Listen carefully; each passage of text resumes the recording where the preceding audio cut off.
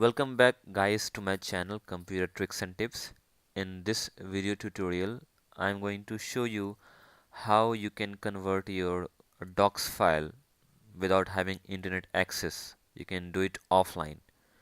So basically in order to convert your docs file into the PDF, you should have a MS Word, and it should be a 2010 or the later version. So you will have to, if you have that set up in your computer, you can do that easily.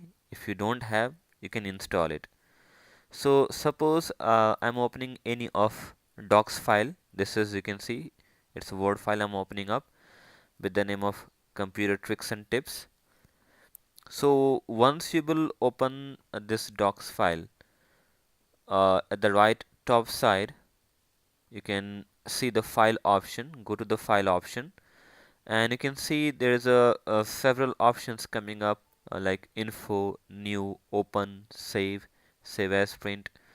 So you need to click on the save as option, and once you will click on the save as option, it will give you all the folders or the drive where you can store it. So let me go ahead and select the desktop. And now once you will select the desktop, you can change the file name or you can leave it as it is, and go to the option which says here save as type. So click on this option, you will get several drop down menus. You can see these are the file formats you can save your documents to, and on the middle you can see it's coming up with the name of PDF.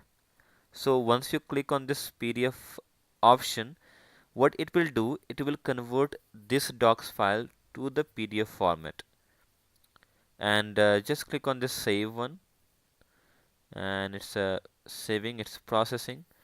Now you can see I have just got the computer tricks and tips file in the PDF format on the system, and let me open this up.